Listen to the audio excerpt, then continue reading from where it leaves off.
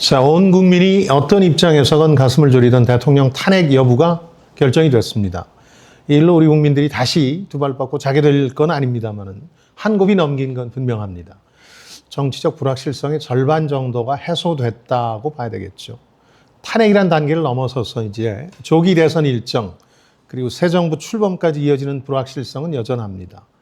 단순히 이 탄핵에 결사 반대했던 세력의 존재뿐만이 아니라 이 과정에서 자기 몫을 챙기려는 정치인과 관료를 중심으로 한 기회주의 세력 등이 아직 이해 당사자 집단으로 많이 남아있기 때문에 누구도 장담할 수는 없다는 뜻입니다. 1979년 12.6 사태 이후에 벌어졌던 서울의 봄이 좌절된 이유는 당연히 전두환을 필두로 한 쿠데타 세력의 권력 침탈 음모가 핵심적인 요인이었죠. 그러나 정치인의 분열과 기회주의적인 관료들이 이 상황에 가세했다는 점도 다시 겨울로 돌아가게 된 한 요인이었습니다. 자, 오늘은 대통령 탄핵 인용 그리고 대통령 파면 과정에서 승자와 패자를 한번 헤아려보고 향후 시나리오, 특히 경제와 금융시장 면에서 벌어질 일들을 한번 따져보겠습니다. 비상계엄 직후부터 친위 쿠데타 혹은 내란 음모를 무산시킨 건 민주시민들이었습니다. 여기서 민주라는 표현은 민주주의 교육을 받고 민주주의를 제대로 이해하고 또 민주주의가 당연히 누릴 수 있는 권리 같은 것은 아니라는 사실을 이해한 분들이었습니다. 무엇보다도 특정인에 대한 맹신이 아니라 민주적 절차와 이걸 주도하는 기관, 인스티튜션의 중요성을 이해하는 분들이었죠. 이들은 비상계엄 직후부터 국회 앞에서 또 광화문에서 계엄 세력을 막아서고 좌절시킨 주역들입니다. 또 여전히 현직이었던 대통령에 대한 구속영장을 발부하고 헌재에서 탄핵을 인용한 법관들도 승자입니다. 이들이 우리 사회의 최후의 보루였음이 이번 일로 드러났습니다. 이들은 대통령을 포함한 비상계엄 세력이 충분히 민주적 절차나 정치를 통해서 해결할 수 있는 문제들 혹은 해결해야만 하는 문제들을 일거에 비민주적이고 폭력적인 방식으로 풀려고 했다는 사실을 예리하게 꼬집었습니다. 민주사회에서는 그에 대한 대가를 응당 치러야 한다는 점도 지적했죠. 이번 일이 찐보수와 가짜보수를 구분하는 계기가 됐다는 분들도 많더군요. 개인적으로는 여러 면에서 생각이 다릅니다만 비상계엄에 반대한 보수 세력들, 조갑재나 정규재, 김진 같은 언론인 출신 보수에 대해서도 재평가해야 되겠습니다. 이들은 일관되게 비상계엄 사태나 대통령 일가와 측근들의 문제를 지적해 왔습니다. 결과적으로 이들의 목소리는 더 큰 진정성을 얻고 또 힘이 실리게 됐습니다. 대통령 일가와 측근들의 가장 큰 문제는 민주주의를 지탱하는 중추기관인 검찰 출신이면서도 민주주의를 제대로 이해하고 수용할 생각이 전혀 없었다는 점입니다. 27년간 검사로 일하면서 정치적으로 운신하고 파벌을 만들면서 성공가도를 달려왔죠. 개인과 파벌의 이해 중심으로 저승사자 역만하면서 자신들은 정의의 사도라고 착각했습니다. 망설임 없는 폭주를 이끈 의식의 기저에 바로 그런 착각이 자리 잡고 있는데요. 그러다 보니까 민주적 절차보다는 역술이나 조언이나 정치 공작을 더 중시하게 된 거죠. 그게 9개월 만에 권력을 획득한 배경이자 동시에 3년이 채 안 되는 기간 만에 권력을 잃은 요인이 되겠습니다. 내 뜻대로 안 될 바에야 총칼을 동원해서라도 밀어붙인다는 생각. 이건 40년 전이라면 모를까. 오늘 같은 정치 경제 환경에서는 아무리 정치 검찰의 대부이자 대통령이라고 해도 통하기 힘든 사고방식이었습니다. 육사 갔으면 쿠데타 했을 것이라는 자신의 토로처럼 정치 검찰과 군을 동원한 친위 쿠데타를 시도하고 이제는 실패의 대가를 치를 운명에 처했습니다. 비상계엄 직후 계엄에 반대한 대표를 몰아내고 여당을 장악한 정치인들도 패자입니다. 이들은 조기 대선에 몰입하는 모습을 보이면서 비상계엄 이후의 악몽을 잊어버리고 국민들도 잊어줬으면 하겠지만 그렇게 되지는 않을 겁니다.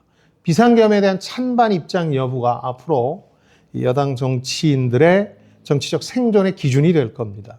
비상계엄 과정에서 여당 혹은 여당 분파 세력이 보여준 용기 있는 행동들도 잊지 말아야 합니다. 당시 여당 대표였던 한동훈과 일부 친한계 의원들 그리고 김상욱 의원 살떨리는 폭력의 순간 거침없는 발언을 이어간 천하람 의원 등등입니다.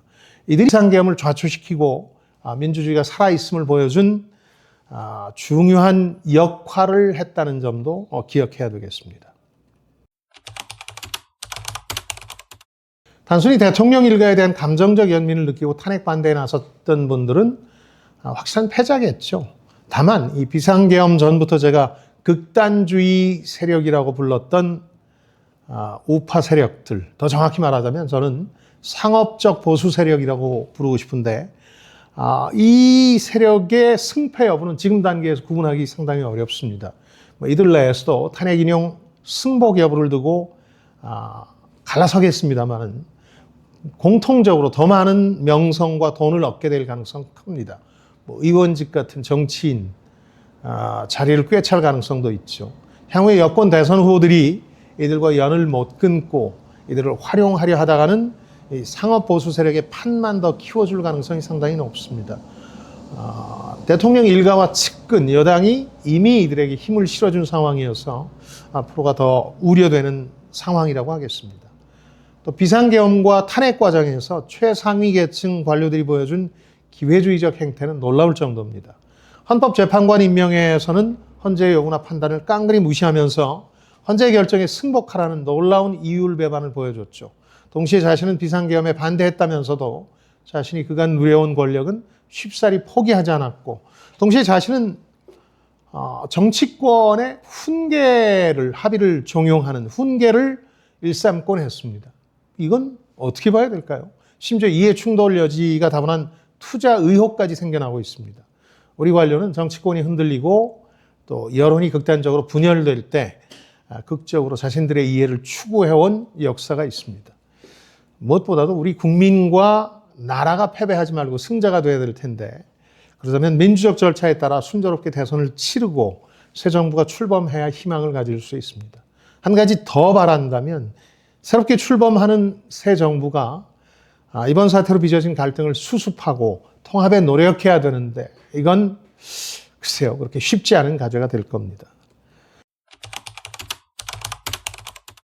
자, 대선 관련한 시나리오에 대한 궁금증들이 커지고 있습니다. 분명히 말할 수 있는 건 지금의 예상처럼 정권 교체가 당연시되지는 않을 거라는 겁니다. 대선의 프레임 자체가 바뀌기 때문인데요. 그러니까 전직 대통령의 친위 쿠데타나 내란 음모가 쟁점이 아니라 유력한 야권 후보에 대한 찬반 논란으로 이번 대선을 치를 가능성이 상당히 높기 때문입니다. 또 야권은 이제 사법 리스크의 한 장을 무사히 넘어섰기 때문에 다른 후보를 논할 수 없는 상황이 되어버렸고, 야권에서 이 전직 대통령 계열 인사 후보를 내거나 아니면 범여권이 분열하지 않는다면 결국은 박빙의 승부로 갈 가능성이 높습니다. 박근혜 대통령 탄핵 시절과 같은 결과가 나오기는 쉽지 않을 거라는 예상입니다.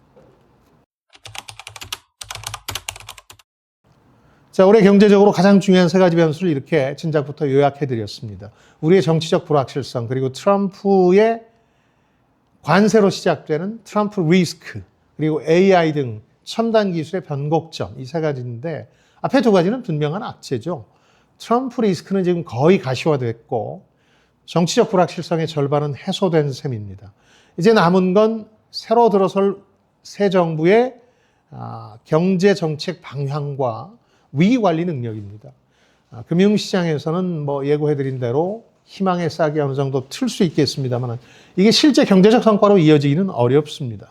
내수는 여전히 반등하기 어렵고 25%의 상호 관세로 인한 수출 감소 효과도 꽤 클 겁니다.